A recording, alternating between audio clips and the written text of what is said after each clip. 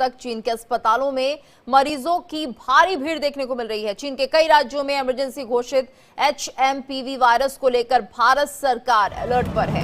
NCDC को गंभीरता से निगरानी रखने का निर्देश दिया गया है। तो चीन में एक और खतरनाक वायरस की दस्तक हो चुकी है। एनसीडीसी को गंभीरता से इस पर निगरानी रखने का निर्देश दिया गया है। कोरोना के बाद चीन में एचएमपीवी वायरस की दस्तक हो गई है। चीन के अस्पतालों में मरीजों की भारी भीड़ देखने को मिल रही है और कोरोना के बाद ये एचएमपीवी वायरस है, जहां पर चीन के कई राज्यों में इमरजेंसी घोषित कर दी गई है। तो इस वायरस को लेकर भारत सरकार अलर्ट पर है। एनसीडीसी को गंभीरता से निगरानी रखने के लिए निर्देश दिया गया है। और इस वक्त हमारे साथ doctor Swati Maheshwari senior physician है, जुड़ गई हैं। डॉक्टर माहेश्वरी, आपका स्वागत है इंडिया डेली पर। और जिस तरह से हम देख रहे हैं कि कोरोना के बाद ये नया वायरस अब चीन में दिख रहा है, इसका क्या प्रभाव हो सकता है और भारत के लिए आप किस तरह से देख रही हैं, क्या यहाँ पर एहतियात बरतने चाहिए? बिल्कुल, देखिए, सबसे पहली बात तो ये है कि ये जो वायरस है इससे हमें पैनिक करने की बिल्कुल जरूरत नहीं है, क्योंकि साधारण तौर पर जब सर्दियों में सर्दी खांसी जुकाम होता है तो ये वायरस वैसे भी दस्तक देता है और एक्टिवेटेड हो जाता है। और पिछले कई सालों से हम इस वायरस के बारे में सुनते आए हैं और इन्फेक्शन देखते रहे हैं। जहां तक बात है कोविड से इसको कंपेयर करने की, देखिए, कोविड जो था, वायरस जो था, वो बहुत ज्यादा संक्रमित था, तेजी से बढ़ने वाला वायरस था और हमने उससे बहुत सारी मृत्यु भी होती हुई देखी, यानी कि घातक भी था। लेकिन एचएमपीवी की अगर हम बात करें तो ये वायरस जो होता है उतना घातक नहीं होता है, साथ ही इसकी फैलने की क्षमता भी कोविड से काफी कम होती है। लेकिन क्योंकि अभी हम चीन में ऐसी जो है तस्वीरें देख रहे हैं कि वहां संक्रमण बहुत ज्यादा बढ़ रहा है, तो अभी जब तक कि वहां से सही तथ्य सामने नहीं आते तब तक इस वायरस के बारे में बहुत ज्यादा जानकारी नहीं है, अगर हम यूं कहें, क्योंकि चाइना हमेशा से चीजों को छुपाता रहा है और सही इंफॉर्मेशन दुनिया तक नहीं पहुंचाता है। लेकिन ये वायरस जो है, एक तो बच्चों में इन्फेक्शन ज्यादा करता है, जो कि कोरोना से काफी विपरीत है। यानी कि 5 साल से जो छोटे बच्चे हैं खास तौर से, उनसे उनको ये इन्फेक्शन होने की संभावनाएं ज्यादा रहती है। वही बात अगर हम अपने भारत की करें तो देखिए, वही एटिकेट्स हैं जो हमें कोरोना के वक्त रखने की जरूरत थी। यानी कि ये वायरस भी जब हम बात करते हैं, छींकते हैं, खांसते हैं, तब जो कण निकलते हैं हमारे मुंह से, नाक से, उनके द्वारा दूसरे व्यक्ति को संक्रमित करता है।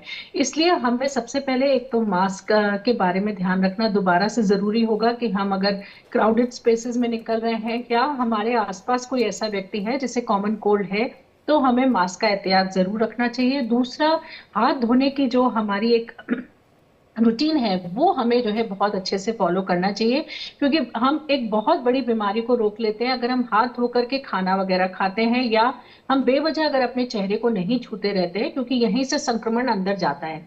तो ये दो चीजों का अभी हमें खास तौर से ध्यान रखना होगा।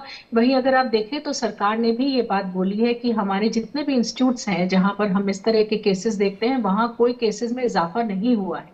यानी कि अभी भारत में इस वायरस ने कोई ऐसी दस्तक नहीं दी है, ना यहाँ पर कॉमन कोल्ड एंड फ्लू के जो केसेस हैं वो बढ़े हैं। तो ये एक अच्छी बात है और इससे ये साफ तौर से लगता है कि अभी कोई डरने की बात नहीं है, लेकिन हमें कॉशियस रहने की जरूरत है। और उसके लिए हमें यही एहतियात है जो बरतने की जरूरत है कि हम मास्क लगाएं, हाथों को धोएं, और चीन जैसे देशों में जहां इस वक्त ये संक्रमण फैल रहा है उधर ट्रैवल करने से बचें, ये कोशिश हम कर सकते हैं। और वही अगर इस वायरस को भी तो देखें तो जनरली 1 हफ्ते में लोग जो है वो ठीक हो जाते हैं इससे। खास तौर से जो शुरुआती लक्षण दिखाई देते हैं वो बिल्कुल कॉमन कोल्ड की तरह ही है, नाक बहना या बहुत ज्यादा बलगम आना या नाक जो है बंद हो जाना या खराश होना, गले में बुखार होना, हल्का खांसी होना, तो इसी तरह के शुरुआती लक्षण दिखते हैं। लेकिन अगर किसी को ऐसा लग रहा है कि सांस लेने में दिक्कत हो रही है, बुखार 4-5 दिन हो गए ठीक नहीं हो रहा है, या ऑक्सीजन लेवल्स अगर किसी के ड्रॉप हो रहे हैं, तो ये जो है अलार्मिंग साइंस होते हैं जब हमें जो है अस्पताल जाने की जरूरत है और फर्दर और इन्वेस्टिगेशंस कराने की जरूरत है कि किस तरह की बीमारी से हम जूझ रहे हैं। जी बिल्कुल डॉक्टर स्वाति, और जिस तरह से हमने देखा कोरोना के लिए टेस्टिंग के लिए उसकी किट्स होती थी, क्या इस वायरस को लेकर भी ऐसी कुछ किट्स तैयार की जा रही हैं जिससे कि पता चल पाए कि वाकई ये एचएमपीवी वायरस है या नहीं है?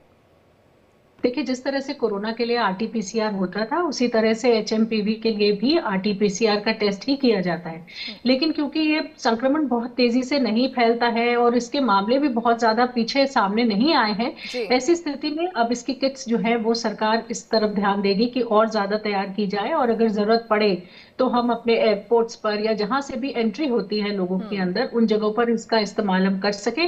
लेकिन तकनीक है हमारे पास और उसको तेजी से जो है फैलाने में ज्यादा वक्त नहीं लगेगा। जी। और जैसे कि आपने बताया डॉक्टर स्वाति, इसमें जो बच्चे हैं वो ज्यादा कहीं ना कहीं इसकी चपेट में आ सकते हैं, ऐसा आप कह रही हैं। अगर बुजुर्गों की बात करते हैं तो उनके लिए किस तरह से प्रभाव रहेगा? देखिए, जिन लोगों की भी इम्यूनिटी लेवल कम रहती है, खासतौर से जब हम बड़े बुजुर्गों की बात करते हैं, छोटे बच्चों की बात करते हैं, या ऐसे लोग जो कि इम्यूनो कॉम्प्रोमाइज होते हैं, पहले से बीमारियों से जूझ रहे हैं, लंबे समय से दवाइयां चल रही हैं, कैंसर पर है, तो ऐसे जो लोग होते हैं उनका इम्यूनिटी लेवल कम होता है और इसलिए ये लोग जल्दी प्रभावित भी होते हैं। और अगर संक्रमण होता है तो इन लोगों में ज्यादा तीव्र बीमारी देखी जाती है। तो इन लोगों को ज्यादा एहतियात की जरूरत है। लेकिन फिलहाल अभी कोई डरने की बात ऐसी नहीं लगती है, क्योंकि भारत में वैसे भी सर्दियों में कोल्ड एंड फ्लू होता है, लेकिन उसकी तादाद इतनी ज्यादा नहीं बढ़ी है कि हम उसे अलार्मिंग सिचुएशन में लेकर के जाएं। लेकिन बड़े बुजुर्गों को इस मौसम में फ्लू की वैक्सीन आती है, वो जरूर लगवानी चाहिए। उससे वो काफी हद तक सुरक्षित होते हैं। हर साल इन महीनों में वो फ्लू की वैक्सीन आती है, वो जरूर लगवाएं। वहीं कोविड की वैक्सीन हम सभी लोगों को लगी हुई है, तो वो भी जो है सुरक्षा प्रदान करती है। उसकी वजह से भी हमारा इम्यूनिटी लेवल जो है ऐसे रेस्पिरेटरी वायरसेस के लिए बेटर होता है। तो चिंता नहीं करें, लेकिन एहतियात जरूर बरतें और जी। ये फ्लू वैक्सीन जरूर लगवाएं। जी बिल्कुल। और डॉक्टर स्वाति, खबरें ये भी हैं कि चीन में डेथ रेट भी बढ़ रहा है इस वायरस से, तो डर इसलिए ज्यादा बना हुआ है। जी हाँ, देखिए, जब बहुत तादाद में मरीज सामने आते हैं तब जो है एक तो सिस्टम्स ओवरवेल्म होने लग जाते हैं। साथ ही ये भी देखा गया है कि कभी कभी ऐसे में जो है सिवियर इन्फेक्शन सामने आते हैं। अगर साफ तौर से तो देखें, अभी तक बहुत ज्यादा इंफॉर्मेशन चीन के द्वारा नहीं दी है। उन्होंने भी बार बार यही बात बोली है कि ये कॉमन वायरस है और इसलिए सर्दियों में इसका इन्फेक्शन बढ़ता ही है और इसीलिए हम बढ़ता हुआ देख रहे हैं। आने वाले वक्त में हमें और ज्यादा जानकारी इसके बारे में मिलेगी और तब हम और साफ तौर से ये बात बोल पाएंगे। लेकिन वैसे अगर देखें तो ये जो वायरस है ये बहुत ज्यादा घातक वायरस नहीं है। लेकिन जिन लोगों की इम्यूनिटी लेवल बहुत कम है या जो नवजात शिशु हैं, उन लोगों में खासतौर से ये देखा गया है कि ऐसी स्थिति में ये वायरस गंभीर रूप भी ले सकता है और निमोनिया के जो फीचर्स है वो सामने आने लगते हैं और पूरा जो बॉडी है वो इन्फेक्टेड होने की संभावनाएं बढ़ जाती है। जी बिल्कुल। और डॉक्टर स्वाति, जो लोग चीन की तरफ रुख करते हैं या फिर चीन में जिनका कारोबार है, किसी काम से जा रहे हैं, उनके लिए क्या एहतियात आप बताएंगे? बिल्कुल, देखिए, एक तो फिलहाल अगर आप रोक सकते हैं और नहीं जाना है तो वो बहुत अच्छी बात है। लेकिन दूसरी बात ये कि आप मास्क का वहां पर जो है जरूर ध्यान रखें कि आपको मास्क लगाकर रखने की जरूरत है। अगर आप जो है ऐसी जगह पर काम पे जा रहे हैं जहां सर्फेसेस ऐसे हैं जो कि और लोग भी छू रहे हैं, तो आपको बहुत ज्यादा ध्यान रखने की जरूरत है कि आप अपने हाथों को साबुन और पानी से समय समय पर धोते रहें। कोई भी आपने ऐसी अगर चीज छुई है जो कि और लोग भी छू रहे हैं, तो फिर उन हाथों को अपने आंख नाक कान में नहीं लगाएं। ये आपको खासतौर से ध्यान रखना है। और अगर कोई भी शुरुआती लक्षण दिखाई देते हैं, अगर कोल्ड के या फ्लू के कोई भी शुरुआती लक्षण दिखाई देते हैं, तो खुद को आइसोलेट करें और जो भी उसके लिए शुरुआती ट्रीटमेंट के लिए आप किसी भी डॉक्टर से जरूर संपर्क करें। इस बात का खासतौर से ध्यान रखें। जी। और डॉक्टर स्वाति, एहतियात जरूर बरतनी चाहिए, क्योंकि जो भी चीन के आसपास के देश हैं और वहां पर कोई फ्लाइट जा रही है, इसमें भारत भी शामिल है, तो उन्हें किस तरह से एहतियात बरतनी चाहिए, क्या कुछ करना चाहिए इंटरनेशनल एयरपोर्ट्स पर? देखिए, बिल्कुल सरकार इसकी तरफ जो है नजर लगाई हुई है और मॉनिटरिंग कर रही है। और जैसे हमने पहले भी कोरोना के वक्त में देखा कि टेस्टिंग ट्रैकिंग वगैरह की जाती थी, यानी कि जो लोग बाहर से आ रहे हैं उनकी एहतियातन तौर पे टेस्टिंग की जाती थी और उन लोगों को ट्रैक भी किया जाता था कि वो अंदर रहने के बाद कोई बीमार तो नहीं पड़ रहा है, किसी को सिम्टम्स तो नहीं दिखाई दे रहे हैं। इस तरह से जो है फिर से सरकार जो है इसकी तरफ सोचेगी कि अगर संक्रमण बहुत ज्यादा बढ़ता है और चिंताजनक बातें उभर करके सामने आती है, तो सरकार भी एयरपोर्ट्स पर और जो भी हमारे एंट्री पॉइंट्स है वहां पर इस टेस्टिंग को दोबारा चालू करेंगे, ताकि हम संक्रमण को अंदर देश में जो है ज्यादा से ज्यादा घुसने बिल्कुल नहीं दें। जी। और एक बात और स्वाति जी, ये बताइए कि अगर यहाँ पर किसी को आइसोलेट करके क्या कुछ होना चाहिए, प्रक्रिया क्या होनी चाहिए अगर किसी को ये वायरस हो जाता अटैक करता है, तो फिर किस तरह की प्रिकॉशंस होनी चाहिए या फिर उसके बाद क्या मेजर्स लेने चाहिए?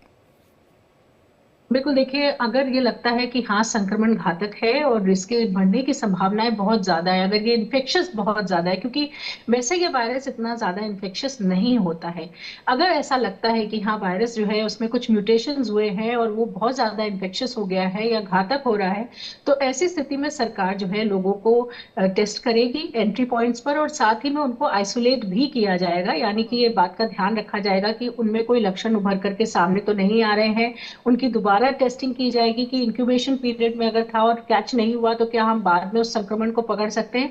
तो इस तरह की, और साथ ही जो उनकी चेन होती है, ह्यूमन चेन होती है, जिन लोगों के आप संपर्क में आए होते हैं, जिन लोगों के साथ आपने ट्रैवल किया होता है, उन लोगों के ऊपर भी निगरानी रखी जाती है कि उनको कोई इस तरह के लक्षण उभर करके सामने तो नहीं आ रहे हैं।